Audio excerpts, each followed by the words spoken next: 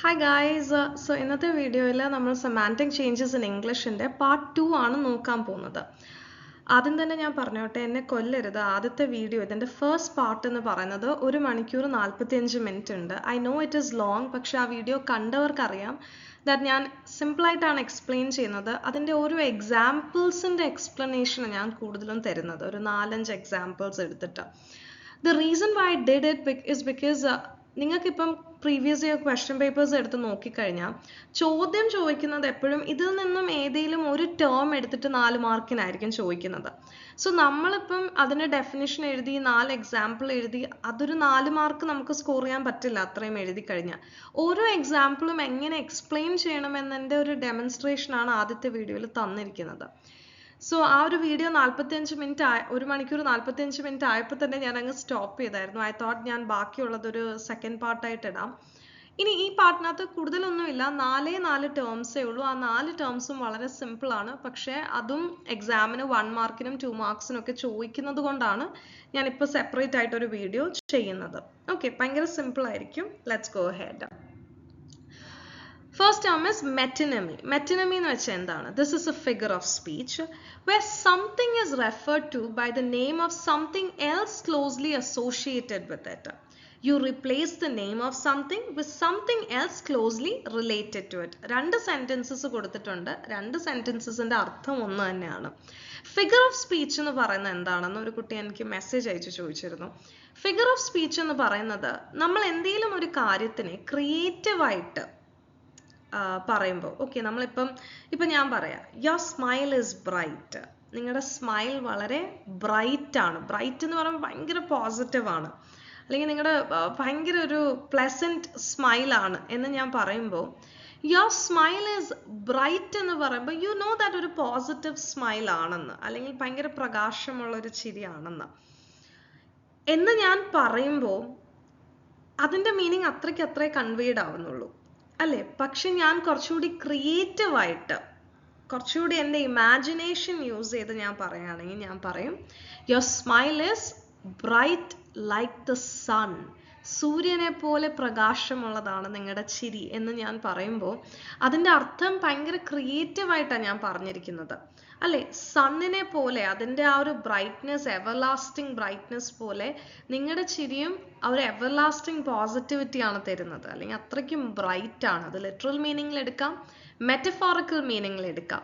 So ഇതിനെയാണ് figure of speech എന്ന് പറയുന്നത്. നമ്മൾ സംസാരിക്കുന്ന ഭാഷയോ നമ്മൾ എഴുതുന്ന ഭാഷയോ കുറച്ചുകൂടി ക്രിയേറ്റീവായിട്ട് എക്സ്പ്രസ് ചെയ്യുമ്പോൾ അതിനെ ഫിഗർ ഓഫ് സ്പീച്ച് എന്നാണ് പറയുന്നത്. മെറ്റനമിയുടെ അർത്ഥം വളരെ സിമ്പിൾ ആണ്. നമുക്ക് രണ്ടാമത്തെ സെന്റൻസ് വെച്ച് ആദ്യം ഒന്ന് മനസ്സിലാക്കാം. You replace the name of something with something else closely related to it. ഒരു വസ്തുവിനോ ഒരു ആസ്പെക്റ്റ് ആവാം, അതൊരു കോൺസെപ്റ്റ് ആവാം, അല്ലെങ്കിൽ ഒരു ഇൻസ്റ്റിറ്റ്യൂഷൻ ആവാം, ഒരു സ്ഥാപനമാവാം, ഒരു വ്യക്തിയാവാം, ഏതെങ്കിലും ഒരു വസ്തു ആവാം. ഇതിനൊരു പേര് കാണും, അല്ലേ? ഫോർ എക്സാമ്പിൾ ക്രൗൺ, കിരീടം എന്നാണ് പറയുന്നത്, അല്ലേ? ഈ ക്രൗൺ എന്ന് പറയുന്നത് ഒരു വസ്തുവാണ്. ഈ വസ്തുവിന്റെ പേരാണ് എന്ത്? ക്രൗൺ എന്ന് പറയുന്നത്. എന്നാൽ ഈ ക്രൗൺ ആരാ ധരിക്കുന്നത്? ഒരു രാജാവാണ് തലയിൽ ധരിക്കുന്നത് ഇത്. സോ ഈ അല്ലെങ്കിൽ ഒരു രാജ്ഞിയായിരിക്കും ഇത് ധരിക്കുന്നത്. ഈ ക്രൗൺ ധരിച്ച വ്യക്തി രാജാവാണ്. ഇപ്പൊ ഞാൻ പറയാം, രാജാവ് രാജ്യത്തിന് വേണ്ടി ഇന്നൊരു തീരുമാനം എടുത്തു എന്ന് ഞാൻ പറയുമ്പോൾ, പക്ഷെ എനിക്ക് വേണമെങ്കിൽ ഇംഗ്ലീഷിൽ ഞാനത് പറയുമ്പോൾ the king made A decision for the state എന്ന് ഞാൻ പറയുന്നു. ഇതിന് പകരം എനിക്ക് വേണമെങ്കിൽ ഇങ്ങനെയും പറയാം, the crown made the decision for the state. So crown ധരിക്കുന്ന വ്യക്തി ആരാണ്? രാജാവാണ്. ഈ രാജാവിൻ്റെ ഈ വ്യക്തി രാജാവാണെന്നുള്ള ആ ഒരു അധികാരത്തെ കാണിക്കുന്ന വസ്തുവാണ് ക്രൗൺ എന്ന് പറയുന്നത്. സോ ഞാൻ രാജാവ് എന്ന് പറഞ്ഞില്ലെങ്കിലും ആ ഒരു മൊണാർക്കിയെ, ആ ഒരു രാജ്യത്വത്തെ സിംബിളൈസ് ചെയ്യുന്ന ഒരു വസ്തുവാണ് ക്രൗൺ എന്ന് പറയുന്നത്. സോ രാജാവ് is equivalent to the crown. The king is equal to the crown. Do you get the idea? So അതാണ് മെറ്റനമി എന്ന് പറയുന്നത്. ഒരു വസ്തുവിന് ഒരു പേര് കാണും. ഇതേ പേര് ഈ വസ്തുവിനോട് റിലേറ്റഡ് ആയിട്ടുള്ള ഒരു സംഭവത്തിന് വേണ്ടിയിട്ട് നമുക്ക് യൂസ് ചെയ്യാൻ പറ്റുന്നതാണ് എന്നതാണ് മെറ്റനമി എന്ന് പറയുന്നത്. For example, White House. The White House made a decision. White House എന്ന് പറയുന്ന ഒരു വാക്ക് നമ്മൾ എടുത്തു കഴിഞ്ഞാൽ, ആ ഒരു phrase എടുത്തു കഴിഞ്ഞാൽ, White House എന്താണ്? ഒരു ഗവൺമെന്റിന്റെ സ്ഥാപനത്തെയാണ് വൈറ്റ് ഹൗസ് എന്ന് പറയുന്നത്, അല്ലേ? വൈറ്റ് ഹൗസിൽ വർക്ക് ചെയ്യുന്ന ഒരാൾ അല്ലെങ്കിൽ വൈറ്റ് ഹൗസിൽ നിൽക്കുന്ന ഒരാളാണ് പ്രസിഡന്റ്, അല്ലെങ്കിൽ അതൊരു ഗവൺമെന്റ് ആണ്. സോ ഞാൻ പറയാണ് the government made a decision അല്ലെങ്കിൽ the president made a decision എന്ന് പറയുന്നതിനെക്കാട്ടിലും നല്ലത്, അല്ലെങ്കിൽ അതിന് പകരം, നല്ലതെന്നല്ല, അതിന് പകരം നമുക്ക് പറയാൻ പറ്റുന്നതാണ് the White House made a decision. White House decision make ചെയ്യുന്നെന്ന് പറഞ്ഞാലും ഗവൺമെന്റ് ഡിസിഷൻ മേക്ക് ചെയ്യുന്നെന്ന് പറഞ്ഞാലും രണ്ടും ഒന്ന് തന്നെയാണ്. അപ്പൊ വ്യത്യാസം വരുന്നില്ല. കാരണം എന്താ? വൈറ്റ് ഹൗസ് ആയിട്ട് ക്ലോസ്ലി അസോസിയേറ്റഡ് ആയിട്ട് അല്ലെങ്കിൽ ക്ലോസ്ലി റിലേറ്റഡ് ആയിട്ടുള്ളൊരു വ്യക്തിയാണ് പ്രസിഡന്റ് അല്ലെങ്കിൽ അതിന്റെ ഗവൺമെന്റ് എന്ന് പറയുന്നത്. ഓക്കെ, ഇനി Hollywood is making A new movie. Hollywood എന്ന് പറയുന്ന ഒരു ഫിലിം ഇൻഡസ്ട്രിയാണ്, അല്ലെ? ഒരു ഇംഗ്ലീഷ് ഫിലിം ഇൻഡസ്ട്രി ഹോളിവുഡ് എന്ന് നമ്മൾ പറയുന്നത്. സോ ഞാൻ പറയാണ് Hollywood is making A new movie എന്ന് പറയുന്നതിന് പകരം എനിക്ക് പറയാമല്ലോ English film industry is making A new movie എന്ന് പറയുന്നതിന് പകരം, അല്ലെങ്കിൽ ആ ഒരു ഡയറക്ടറിന്റെ പേരൊന്നും പറയാതെ ഞാൻ എന്താ ഡയറക്റ്റ്ലി പറയുന്നത്? Hollywood is making A new movie. English film ഇൻഡസ്ട്രിയിൽ ഒരു പുതിയ മൂവി ഇറങ്ങുന്നുണ്ട്. ഓക്കെ, ഹോളിവുഡ് ഇൻഫാക്ട് ഒരു സ്ഥലത്തിന്റെ പേരും കൂടിയാണ്.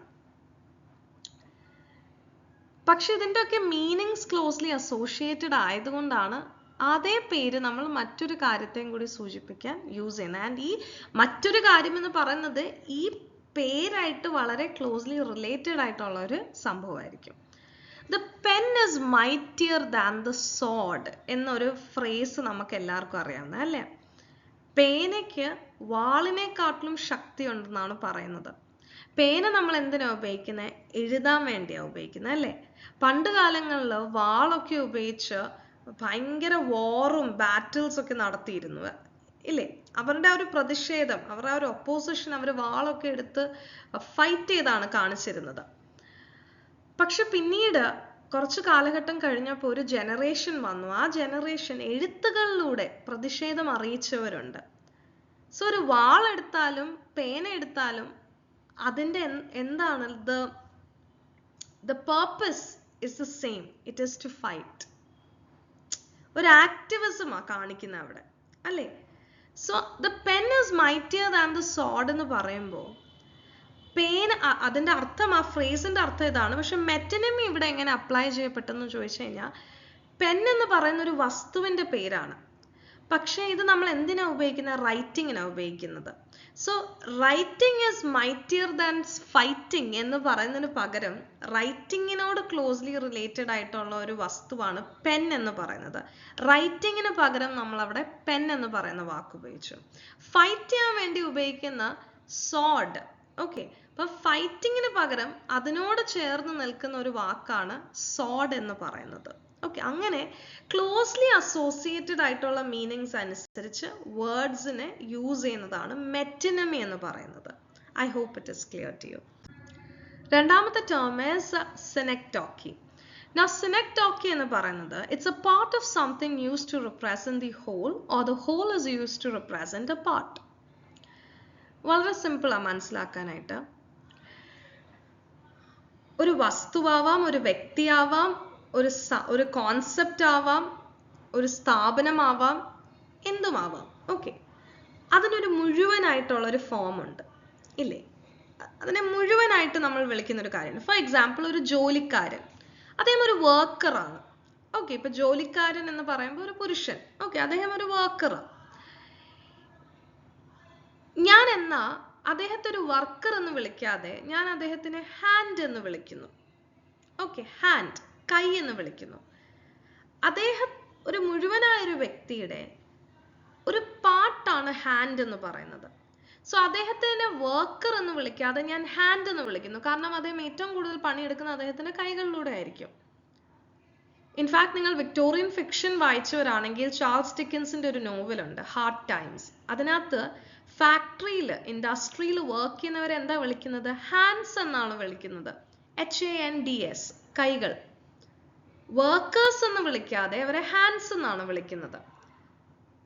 ഇനിയിപ്പോൾ നിങ്ങൾ ഒരു കാർ മേടിച്ചെന്നിരിക്കട്ടെ, അപ്പം ഞാൻ പറയാണ് നൈസ് കാർ എന്ന് പറയുന്നതിന് പകരം if I say nice wheels, ഒരു കാർ, ഒരു മുഴുവനായിരിക്കുന്ന ഒരു വെഹിക്കിളിനെ വിളിക്കുന്നതാണ് കാർ എന്ന് പറയുന്നത്.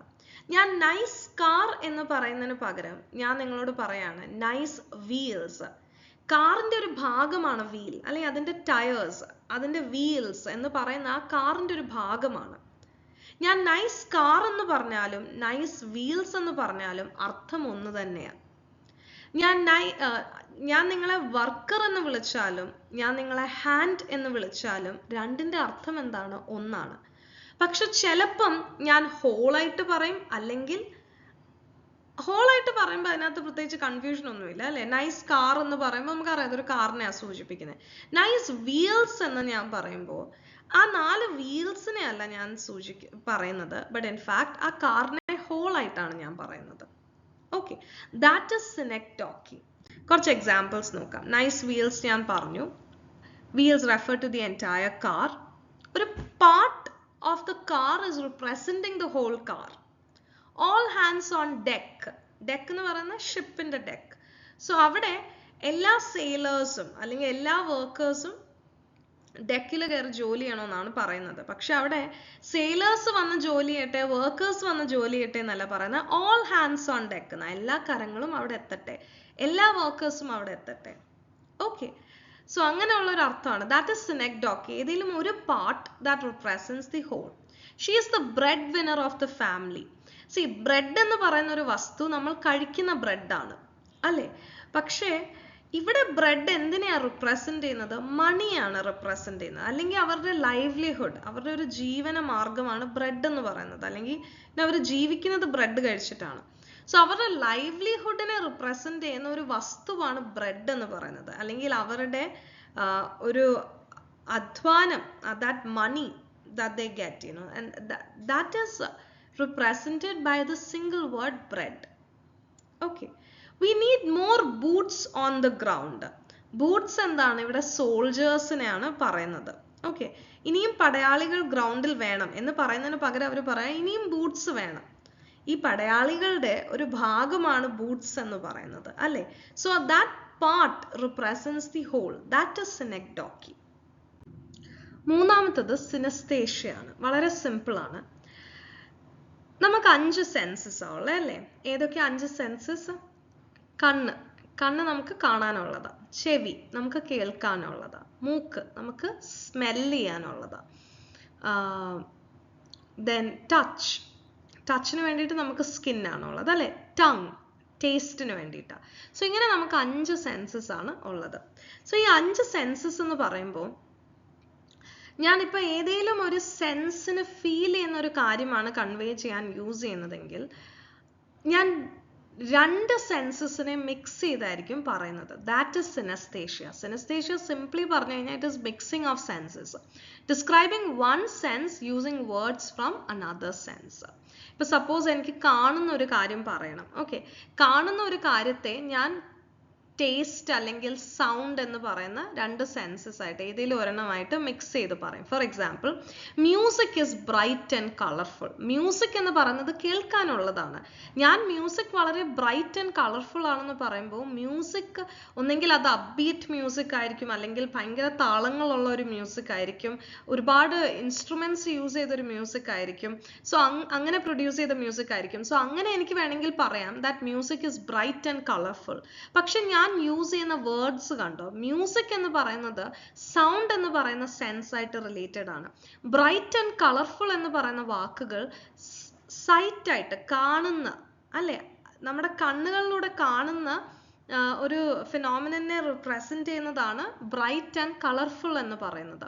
സോ സൈറ്റ് എന്ന് പറയുന്ന ഒരു സെൻസും സൗണ്ട് എന്ന് പറയുന്ന ഒരു സെൻസും രണ്ടും കൂടി തമ്മിൽ മിക്സ് ആയിട്ടാണ് ഞാൻ പറഞ്ഞത് ആ ഒരു sentence. That is synaesthesia, mixing of census. കുറച്ചുകൂടി എക്സാമ്പിൾസ് നോക്കാം. She had A sweet voice. നല്ല മാധുര്യമുള്ള ഒരു ശബ്ദമാണ്. മാധുര്യമുള്ള ഒരു ശബ്ദം എന്ന് പറയുമ്പോഴത്തേനും ആ ശബ്ദം കേൾക്കുമ്പോൾ എൻ്റെ വായിൽ പഞ്ചസാരയുടെ ടേസ്റ്റ് അല്ല വരുന്നത്. അതിന്റെ അർത്ഥം എന്ന് പറയുന്നത് she had A sweet voice, നല്ല മാധുര്യമുള്ള ശബ്ദമാണ്. വോയിസ് എന്ന് പറയുന്നത് സൗണ്ട് റിലേറ്റഡ് ആണ്. സൗണ്ട് എന്ന് പറയുന്ന സെൻസാ, പക്ഷെ അതിനെ ഞാൻ മിക്സ് ചെയ്തിരിക്കുന്ന എന്ത് വേർഡ് യൂസ് ചെയ്തിട്ടാ? സ്വീറ്റ് എന്ന് പറയുന്ന ടേസ്റ്റിന്റെ സെൻസ് ആയിട്ടാണ് മിക്സ് ചെയ്തിരിക്കുന്നത്. സോ സ്വീറ്റ് വോയിസ്, ടേസ്റ്റും സൗണ്ടും കൂടി മിക്സ് ചെയ്ത് വരുന്ന ഒരു മീനിങ് ആണ്. വേർഡ്സ് മിക്സ് ചെയ്യുമ്പോൾ പ്രസന്റ് ചെയ്യുന്ന ഒരു മീനിങ് ആണ് അല്ലെ, മാധുര്യമുള്ള ശബ്ദം. സിനസ്തേഷ്യ ആണ് ആ ഒരു ഫീച്ചറിനെ വിളിക്കുന്നത്. അടുത്തത്, I felt a cold silence. നമ്മൾ ഈ കബറൊക്കെ അടക്കിയ ഗ്രേവ് യാർഡിലൊക്കെ പോവുകയാണെങ്കിൽ നമുക്ക് അവിടെ ഒരു ഭയങ്കര ചില്ലിങ് സൈലൻസ് എന്നൊക്കെ പറയത്തില്ല, ഒരു ഭയങ്കര കോൾഡ് സൈലൻസ് ആണ്. അല്ലെങ്കിൽ നിങ്ങൾ നിങ്ങളുടെ വീട്ടിൽ പോലും ചില കാര്യങ്ങൾക്ക് പെർമിഷൻ ചോദിക്കാൻ വേണ്ടി പേരൻസിൻ്റെ അടുത്ത് പറയുമ്പോൾ ചിലപ്പോൾ അവരൊന്നും മിണ്ടിയെന്ന് വരത്തില്ല അല്ലേ. എങ്ങനെയായിരിക്കും അവർ പെട്ടെന്ന് തന്നെ സൈലന്റ് ആയിട്ട് റൂം അങ്ങ് ഭയങ്കര ഒരു കോൾഡ് സൈലൻസ് നിങ്ങൾക്ക് ഫീൽ ചെയ്യാൻ പറ്റും. അതിനെയാണ് കോൾഡ് സൈലൻസ് എന്ന് പറയുന്നത്. ഈ കോൾഡ് സൈലൻസ് എന്ന് പറയുന്നത് ആ നിശബ്ദത നമ്മളിലേക്ക് തണുപ്പ് കൊണ്ടുവരുമെന്നല്ല അർത്ഥം. സൈലൻസ് എന്ന് പറയുന്ന വാക്ക് അഗൈൻ അത് സൗണ്ട് സെൻസ് റിലേറ്റഡ് തന്നെയാണ്. നിശബ്ദത, ഒന്നും കേൾക്കാൻ പറ്റാത്തൊരവസ്ഥ, അത് സൗണ്ട് ആണ്. പക്ഷെ അതിനെ ഞാൻ മിക്സ് ചെയ്തിരിക്കുന്ന ഏത് വാക്ക് വെച്ചിട്ടാ? കോൾഡ്. കോൾഡ് എന്താണ്? ഒരു ടെമ്പറേച്ചറാണ്. ഈ ടെമ്പറേച്ചർ എനിക്ക് ഫീൽ ചെയ്യാൻ പറ്റുന്നതാ, എൻ്റെ ടച്ച് സെൻസ് ആയിട്ട് റിലേറ്റഡ് ആ. സോ ആ സൗണ്ടിനെ ഞാൻ എന്ത് വെച്ച് മിക്സ് ചെയ്തു? സെൻസ് ആയ ടച്ച് ആയിട്ട് ഞാൻ മിക്സ് ചെയ്തു. So that mixing of two senses, sound and touch, that is synesthesia. He tasted the bitter cold. ഒരു തണുപ്പുള്ള രാജ്യത്ത് പോയിട്ട് നമുക്ക് ഭയങ്കരമായിട്ടും തണുപ്പടിക്കുകയാണെങ്കിൽ, ഞാനൊക്കെ MA ടൂറിന് ഞാൻ ഏറ്റവും കൂടുതൽ തണുപ്പുള്ള സ്ഥലത്ത് പോയത് അതാ. സ്നോ സിറ്റി എന്ന് പറഞ്ഞിട്ട് ബാംഗ്ലൂരിലൊരു ഇതുണ്ടല്ലോ. അപ്പം ഈ സ്നോ സിറ്റിയിൽ പോകുമ്പോൾ ഫുൾ സ്നോ ആണ് അവിടെ, ഭയങ്കര സ്നോ ആണ്. വെച്ചാൽ അതിൻ്റെ അകത്ത് ഇവർ സ്നോ ക്രിയേറ്റ് ചെയ്തിരിക്കുകയാണ്. സോ ഈ സ്നോയുടെ അകത്ത് നമ്മൾ ജാക്കറ്റും ബൂട്ട്സും ഗ്ലവ്സും ഒക്കെ ഇട്ടുകൊണ്ടാണ് കയറുന്നത്. പക്ഷെ എന്നാലും ഭയങ്കര തണുപ്പ് അതിനകത്ത്, നമുക്ക് ഭയങ്കര ചില്ലിങ് സെൻസേഷനാണ്. സോ അതുകൊണ്ട് that was like a bitter cold. കാരണം പിന്നെ ഈവൻ അത് കഴിഞ്ഞിട്ട് നമ്മൾ ഇറങ്ങുമ്പോൾ അവിടെ ഈ ചൂട് ചായ ഒക്കെ കിട്ടുമല്ലോ, ചൂട് ചായയും കോഫിയും ഒക്കെ കിട്ടും. ഭയങ്കര ചൂടുള്ള ചായ ആണെങ്കിലും ആ തണുപ്പിന്ന് അങ്ങോട്ട് ഇറങ്ങി വരുമ്പോഴത്തേനും വി ഡോണ്ട് നോ, നമുക്ക് അറിയാൻ പറ്റില്ല ആ ചായ കുടിക്കുന്നത്.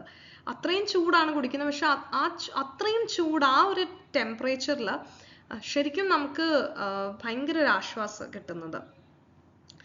സോ ഈ ടേസ്റ്റഡ് ദ ബിറ്റർ കോൾഡ് എന്ന് പറയുന്നത് ആ വ്യക്തി തണുപ്പ് രുചിച്ചറിഞ്ഞെന്നാണോ അതിൻ്റെ അർത്ഥം? അല്ല.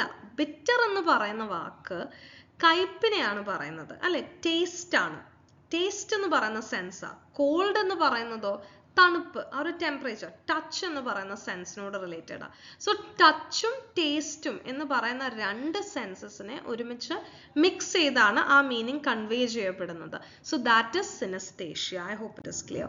അടുത്ത വാക്ക്, ഇത് ജസ്റ്റ് നിങ്ങളൊന്ന് അറിഞ്ഞു വെക്കാൻ വേണ്ടി മാത്രം ഞാൻ ഇട്ടിരിക്കുന്നതാ, കാരണം ഒരു പക്ഷേ ഇതും ചോദിച്ചേക്കാം നിങ്ങളോട്. This is concatenation. ഓക്കെ, ഇതിന്റെ കറക്റ്റ് പ്രൊനൗൺസിയേഷൻ അങ്ങനെയാണ്, കൺകാറ്റനേഷൻ. ഈ കൺകാറ്റനേഷൻ എന്ന് പറയുന്നത് ഭയങ്കര സിമ്പിൾ ആണ്. സി, ഇപ്പൊ നിങ്ങളൊരു ചായ ഉണ്ടാക്കുകയാണെന്ന് വെച്ചോ. ഈ ചായ ഉണ്ടാക്കുമ്പോൾ ആദ്യം നമ്മൾ എന്താ ചെയ്യുന്നത്? നമ്മൾ സ്റ്റവ് ഓൺ ആക്കും, ഒരു പാത്രം വെക്കും. ഈ പാത്രത്തിലേക്ക് പാലും ഇച്ചിരി വെള്ളവും കൂടി ഒഴിച്ച് നമ്മളിതൊന്ന് ബോയിൽ ചെയ്തെടുക്കും അല്ലേ. ഈ ബോയിൽ ചെയ്യുന്നതിനകത്തോട്ട് നമ്മൾ എന്തൊക്കെ ഇടും? ചായ പൗഡർ ഇടും, പഞ്ചസാര ഇടും. പഞ്ചസാരയുടെ ഒരു ഇമേജ് ഉണ്ടായിരുന്നു, അതിപ്പോൾ കാണുന്നില്ല. ഒരു ചായയും പഞ്ചസാര ഇട്ടിട്ട് അത് ബോയിലായി വരുമ്പോഴത്തേനും നമ്മൾ നല്ലപോലെ മിക്സ് ചെയ്ത് നമ്മൾ ഈ ചായ ആട്ടുന്നതിന് എന്താ നിങ്ങൾക്കറിയാം എന്താ പറയുന്നതെന്ന്? We say pulling the chai. Pulling എന്നാണ് പറയുന്നത്. ഓക്കെ, സോ അങ്ങനെ നിങ്ങൾക്ക് വേറെ ഏതെങ്കിലും വാക്ക് അതിനറിയാമെങ്കിൽ please do comment down below. Pulling എന്നാണ് പറയുന്നത്. സോ അങ്ങനെ നമ്മൾ ചായ ഉണ്ടാക്കി കുടിക്കുന്നു. സോ ഞാനിത് പറഞ്ഞപ്പോൾ ശരിക്കും ഇതൊരു സീരീസ് ആയിട്ടാണ് ഞാൻ പറഞ്ഞത് അല്ലേ. So you on the stuff, put a pot on the stuff, add water and milk, add sugar and chai powder, mix it well, and the chai is ready to serve. ഇതൊരു series പോലെ ഒരൊറ്റ സെന്റൻസിൽ ഞാൻ പറയുകയാണെങ്കിൽ ചില ideas, phrases or events are linked together, one leading to the next like a chain. Okay, ഒരു idea ഞാൻ present ചെയ്യുക, പക്ഷെ അതിനകത്ത് ഒരുപാട് ഫ്രേസസ് ഉണ്ട്, അല്ലെങ്കിൽ ഒരുപാട് കാര്യങ്ങൾ ഞാൻ പറയുന്നുണ്ട്. കോമയിട്ട് ഞാൻ ഒരുപാട് കാര്യങ്ങൾ പറയുന്നുണ്ട്. പക്ഷെ ഇതൊന്നും തന്നെ തമ്മിൽ യോജിക്കാത്ത രീതിയിലല്ല, ഒരു പ്രോസസ്സിനെ ഡിസ്ക്രൈബ് ചെയ്യുന്നതാണ്. അങ്ങനെയുള്ള ഒരു ഫീച്ചറിനെയാണ് concatenation എന്ന് പറയുന്നത്. Okay, see for example, she picked up the book, turned the page, saw the note and smiled. ഒരു event describe ചെയ്യുക. പക്ഷെ ഇതിനകത്ത് തന്നെ എത്ര phrases ഉണ്ട്? 4 phrases ഉണ്ട്. അവൾ ബുക്ക് എടുത്തു, പേജ് മറിച്ചു, ആ നോട്ട് കണ്ടു, ചിരിച്ചു. 4 കാര്യങ്ങൾ കണ്ടോ? 4 phrases ആ ഒറ്റ സെന്റൻസിലാ ലിങ്ക് ചെയ്താണ് പറഞ്ഞിരിക്കുന്നത്. അതുപോലെ the wind howled, the trees swayed, the leaves rustled and the world felt alive. So ഇങ്ങനെ അനങ്ങാതെ നിന്ന ഒരു മരം, ആ മരത്തിലേക്ക് ഒരു കാറ്റ് വീശി. ഓക്കെ, കാറ്റ് ഇങ്ങനെ ഹൗൾ ചെയ്തെന്നാ പറയുന്നത്. ഹൗൾ ചെയ്യുന്ന വെച്ചാൽ ഇങ്ങനെ എന്താ, ഈ മൃഗങ്ങളൊക്കെ ഹൗൾ ചെയ്യത്തില്ലേ, മൃഗങ്ങൾ ഉണ്ടാക്കുന്ന ശബ്ദം പോലെ അത്രയും ഒരു ബിഗ് വിൻഡ് ആ ട്രീയിലേക്ക് അടിച്ചപ്പോൾ ട്രീ സ്വേഡ്. സ്വേഡ് എന്ന് വെച്ചാൽ ചെറുതായിട്ടൊന്ന് മൂവ് ചെയ്തു. ഓക്കെ, ട്രീ ചെറുതായിട്ടൊന്ന് മൂവ് ചെയ്യുന്ന പോലെ നമുക്ക് ഫീൽ ചെയ്യും. അതിൻ്റെ ലീവ്സ് റസിൽഡ്. റസിൽഡ് എന്ന് വെച്ച് കഴിഞ്ഞാൽ ഒരു നിശബ്ദമായുള്ളൊരു കാട്ടിനകത്ത് നിങ്ങളിപ്പം ഒരു ട്രീയിലേക്ക് പെട്ടെന്ന് കാറ്റടിക്കുമ്പോഴത്തേന് എന്താ സംഭവിക്കുന്നത്? ആ ഇലകൾ തമ്മിൽ ഇങ്ങനെ അനങ്ങും അല്ലേ? ഇലകൾ ഇങ്ങനെ തമ്മിൽ അനങ്ങുമ്പോൾ ഒരു ശബ്ദം ക്രിയേറ്റ് ചെയ്യത്തില്ല, അതാണ് റസ്ലിംഗ് ഓഫ് ദ ലീവ്സ് എന്ന് പറയുന്നത്. And the world felt alive. അനങ്ങാതെ നിന്ന ഒരു മരത്തിലേക്ക് കാറ്റടിച്ചപ്പോഴത്തേനും പെട്ടെന്ന് അതിന് ജീവൻ വെച്ച പോലെയായിരുന്നു. Okay, next sentence. He walked to the door, opened it, stepped outside and inhaled the fresh air. So അവൻ ഡോറിന്റെ അടുത്തേക്ക് ചെന്നു, ഡോർ തുറന്നു, വെളിയിലേക്ക് ഇറങ്ങി, ആ നല്ല കാറ്റ്, നല്ല ഫ്രഷ് എയർ ബ്രീത്ത് ഇൻ ചെയ്തു. So he breathe in the fresh air. So അങ്ങനെ 4 കാര്യങ്ങളാണ് പറയുന്നത്, പക്ഷെ ഒറ്റ സെന്റൻസിൽ തമ്മിൽ കണക്റ്റഡ് ആയിട്ടാണ് ഒരു മീനിങ് കൺവേ ചെയ്യപ്പെടുന്നത്. They chatted, laughed, planned the trip and grew more excited. So ഇതന്നെയാണ് നമ്മുടെ ഫ്രണ്ട്സിന്റെ ഇടയിൽ നടക്കുന്നത്. നമ്മളെല്ലാവരും കൂടി ഒരു കോഫി ഹൗസിൽ കൂടുന്നു, സംസാരിക്കുന്നു, ചിരിക്കുന്നു, ഒരു ട്രിപ്പ് പ്ലാൻ ചെയ്യുന്നു, പിന്നീട് എക്സൈറ്റഡ് ആയിട്ടിരിക്കുന്നു, അല്ലാണ്ട് ട്രിപ്പ് നടക്കാറൊന്നുമില്ല. സോ അങ്ങനെ നടക്കുന്നവരും കാണും. ഞാൻ എൻ്റെ ഒരു ഫ്രണ്ട് സർക്കിളിനെ കുറിച്ചാണ് പറഞ്ഞത്. എപ്പോഴും എക്സൈറ്റഡ് ആയിട്ടാണ് ഇരിക്കുന്നത്, പക്ഷെ ഒരു ട്രിപ്പുകളൊക്കെ നടക്കാൻ വളരെ ബുദ്ധിമുട്ടാണ്. സോ അങ്ങനെ they chatted, laughed, planned the trip and grew more excited. This is concatenation. Okay, I hope it is clear. അടുത്തത് നിങ്ങൾക്ക് ഓർക്കാൻ വേണ്ടിയിട്ട് ചിലപ്പോൾ നിങ്ങൾക്ക് എക്സാമിന് റേഡിയേഷൻ എന്ന് പറയുന്ന വാക്കൊക്കെ 1 മാർക്കിനും 2 മാർക്കിനും ഒക്കെ ചോദിച്ചേക്കാം. റേഡിയേഷൻ എന്ന് പറയുന്ന മറ്റൊന്നും അല്ല, നമ്മൾ ആദ്യത്തെ വീഡിയോയിൽ പഠിച്ച പോളിസെമിനെയാണ് ഇവർ പറയുന്നത്. ഡീജനറേഷനെ വിളിക്കുന്ന മറ്റൊരു പേരും കൂടിയാണ് പെജറേഷൻ. പെജറേഷൻ എന്ന് പറയുന്ന വാക്ക് നിങ്ങൾ 4 മാർക്കിനും 2 മാർക്സിനും 1 മാർക്കിനും ഒക്കെ പ്രീവിയസ് ഇയർ ക്വസ്റ്റ്യൻ പേപ്പേഴ്സിൽ കാണാൻ പറ്റും. സോ പെജറേഷൻ എന്ന് പറയുന്ന മറ്റൊന്നും അല്ലടാ, ഡീജനറേഷൻ എന്ന് പറയുന്ന വാക്കിന്റെ അർത്ഥം തന്നെയാണ്. ഓക്കെ, സോ പോളിസെമിയും ഡീജനറേഷനും ഞാൻ ആദ്യത്തെ വീഡിയോയിൽ പറഞ്ഞിട്ടുണ്ട്. ലിങ്ക് ഞാൻ ഇവിടെ ഇട്ടേക്കാം. So you can go and check that out. All right, so that's all. I hope this video was helpful for you. Study well. Thank you.